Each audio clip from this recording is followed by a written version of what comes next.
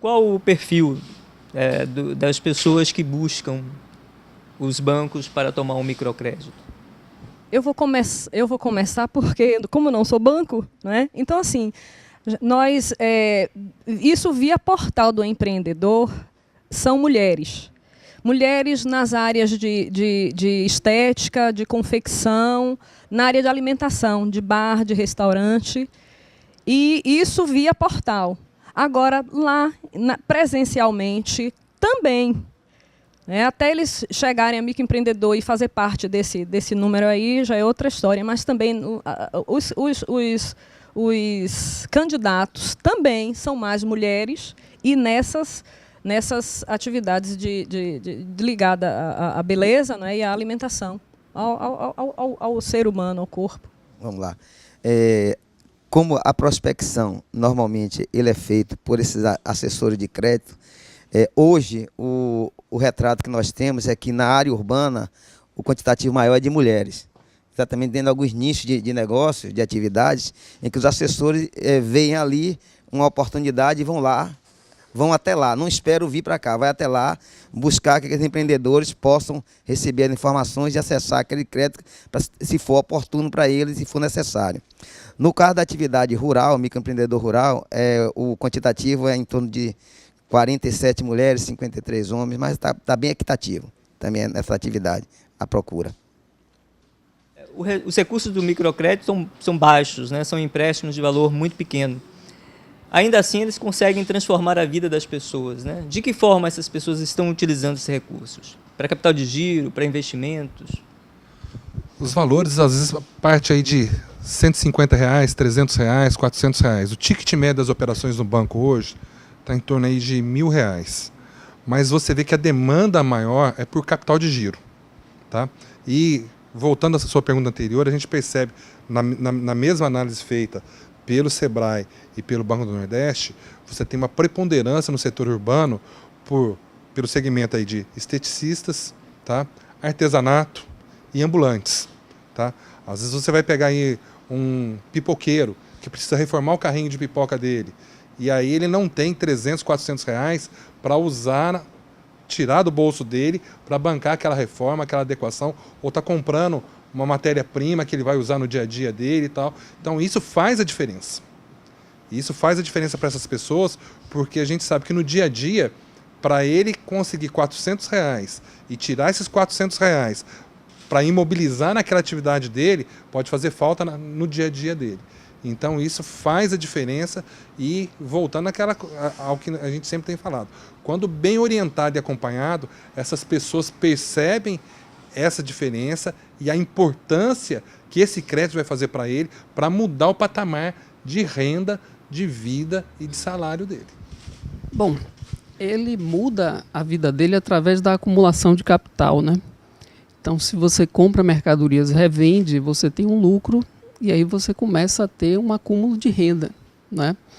É engraçado que um empreendedor, certa vez, mais ou menos 10 operações com a instituição, ele saiu do palafita do Lobato, né, dos alagados, e foi para a terra firme. Ou seja, ele conseguiu acumular um capital, comprar um terreno, né, construir a sua casa, e eu acho que isso é um exemplo prático, né, de mudança, digamos assim, de patamar de qualidade de vida e melhoria das condições. Lá na FIEB a gente tem basicamente duas portas de entrada para demandas desse tipo, de microcrédito, de crédito de maneira geral. Uma é o convênio, é um projeto chamado Quinta do Crédito, que é justamente com a Caixa e com o Sebrae, que toda quinta-feira da semana a gente recebe das 9 às 17 horas, a gente agenda horários com empreendedores, com pessoas interessadas em empreender, investir. E a gente faz atendimentos agendados. E também a gente tem um convênio com o BNDES, através do qual a gente tem um posto de informações do BNDES dentro da FIEB. Então isso nos permite ter uma visão um pouco de que tipo de demanda vem e quem é mais ou menos o público que se interessa por esse tipo de crédito. E a gente tem percebido que existe, claro, no caso da indústria, que é o nosso foco, muita demanda por máquinas, às vezes máquinas usadas, às vezes máquinas importadas, que existe uma certa restrição para importação de máquinas, e muita coisa de estética, como eles falaram, e de alimentação. Assim, eu não vejo muita distinção entre gêneros, assim, homens, mulheres. Eu vejo uma intenção maior em empreender. Isso eu vejo, uma demanda maior, uma vontade maior. E é importante também ressaltar, eu acho que a orientação ao crédito, que muitas vezes resulta no não crédito, é muito importante também. Às vezes você evita que a pessoa assuma um crédito que talvez não fosse o momento, né? Engraçado que recentemente eu vi que nos Estados Unidos existe um concurso, uma premiação, já também para o outro lado da moeda, de empreendedores que faliram, empreendedores que tentaram um empreendimento, faliram, mas tiveram uma experiência interessante, que é interessante dividir com outras pessoas. A estatística mostra que geralmente é na terceira tentativa de empreender que as pessoas obtêm sucesso. Então é preciso tentar algumas vezes antes. E é preciso valorizar isso. Às vezes o fato de um negócio não ter tido sucesso, não é um tempo perdido, não é um desperdício. Você acumulou experiência, conhecimento, se perdeu o medo de empreender, que também tem isso, né? A coisa cultural. Então, assim, é um negócio que tem várias formas de se olhar. Complementando o que Daniela falou, questão dos valores, eu sei que pode acontecer casos de R$150, 200, 300, atender. Mas existem também muitos casos em que eu estou me recordando de um caso lá em Piripiri, que a moça ela tinha um comércio de confecções na casa dela, né? E ela queria fazer uma viagem para São Paulo, era perto de final de ano, para comprar um estoque maior para aproveitar. Mas só que essa viagem só se justificaria se ela comprasse em torno de R$15 mil. Então ela queria, através do microcrédito, R$15 mil. A gente disse, é impossível conseguir, entendeu? Então, porque ela queria aproveitar aquele período. Então, existe realmente essas limitações de valores, mas a gente sabe também que tem um público para valor baixo, mas às vezes ele toma um crédito de 100 e tem essa questão, aí vem sempre a questão da orientação, né? Ele toma um crédito de R$150, não consegue resolver o problema dele, ele passa a dever R$150 e, ao invés de resolver, ele ficou com um problema maior. A questão da orientação do crédito é para ele ser bem dimensionado, né? Aí vem mais uma vez a questão da orientação. E eu quero, aproveitando, falar também, reforçar a questão cultural, né? Essa questão cultural, ela é fundamental. Então, a gente precisa realmente que haja um trabalho de divulgação. Esse trabalho aqui que a Tarde está fazendo é muito importante e ele precisa ser multiplicado, precisa ser feito com mais frequência. E ainda a questão da dificuldade de levar o empresário para essa orientação, para ele conhecer, para ele mudar essa questão cultural, até, né, que vários aqui falaram, Daniela falou, é uma questão, Daniela disse, não sei como resolver, mas é uma questão a ser discutida, né? Como atrair, como criar essa cultura, como treinar esse empresário e como fazer com que ele se interesse em ir até esse treinamento. Tem que ser nós que estamos liderando entidades, instituições, temos que pensar em soluções para atrair esse empresário, para que esse treinamento, essa orientação se torne atrativa.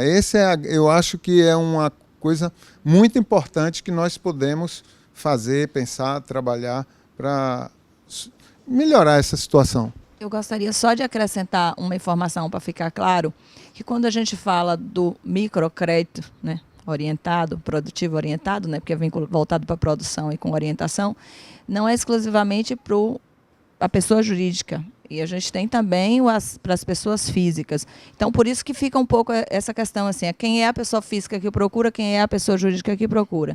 Então, a grande procura realmente maior é da pessoa física, justamente porque quando você orienta, quando você vai lá no negócio e vê que aquele negócio já pode ser formalizado, a pessoa que já está mais estruturada, existem ainda algumas resistências realmente por falta de informação da questão da formalização que o pessoal já trouxe aqui hoje, né?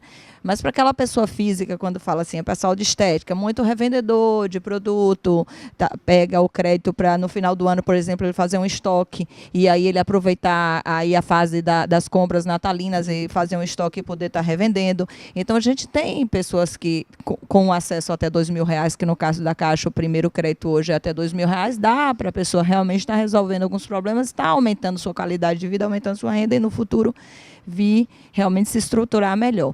Quando a gente trata do microcrédito para a pessoa jurídica, já tem umas outras, né, outros percursos aí, que é a questão da formalização. Exatamente, quero ratificar. Uma coisa é você atender o microcrédito, pessoa física, e aí nós estamos exatamente, além de criar um mecanismo novo, gerando subsídio para a economia e para aquele empreendedor novo, mas na pessoa jurídica, quando ele está formalizado, tanto o Banco Brasil, quanto a Caixa, quanto o Banco Nordeste, ele vai tratar aquele cliente como um empresário. E aí tem toda uma prerrogativa de responsabilidade e de orientação diferenciada. Se nós vamos discutir valores, vamos discutir também essas formalidades, como é que nós vamos atender esse pessoal do meio, que é diferenciado. Só complementando o que os colegas falaram, e uma coisa que tem que ser analisada, né, que a gente não pode esquecer, capacidade de pagamento. No exemplo que você citou, a pessoa tinha uma vontade de ir para São Paulo e que ela precisaria de 15 mil para tornar viável. Mas o histórico dela, perante a instituição financeira dela, garantia que ela teria capacidade de pagamento para tomar esses 15 mil reais. Então, quando a gente fala a nível de banco e de microcrédito, a gente está falando de inserção produtiva e bancarização dessas pessoas, né? Microcrédito é você pegar aquela pessoa, aquele empreendedor individual, aquele MEI, que nunca teve uma oportunidade, nunca teve um relacionamento com o estabelecimento bancário, com uma instituição financeira, e está trazendo ele para dar os primeiros passos. E aí é passo a passo, até ele chegar no patamar, como a Edith falou, de ter um gerente de conta personalizado que vai atender de acordo com as necessidades dele e com aquilo que ele pretende. Mas isso é passo a passo, é um passo de cada vez. Então, às vezes, os R$150, no exemplo que a gente usou aqui, para um pipoqueiro, para ter que reformar o carrinho dele, ou comprar uma panela nova, vai fazer diferença para ele no dia a dia. Então, a gente está tratando isso, né, caso a caso e olhando todos os segmentos. Só uma resposta para o nosso amigo ali sobre a cultura. Eu acredito que educação financeira nas escolas resolveria. Pode ser um sonho para esse momento, mas se a gente pensa num povo educado na área de finanças, tem que vir do início, na escola. Eu lembro que há uns 10 anos atrás, nós já fazíamos palestras para criancinhas de 8 anos lá no Sebrae do Pelourinho. As escolas mandavam e a gente fazia. E aí acabou o convênio com as escolas e se esqueceram, mas eu tenho certeza que essa turminha, onde estiver hoje, com certeza tem um olhar diferente.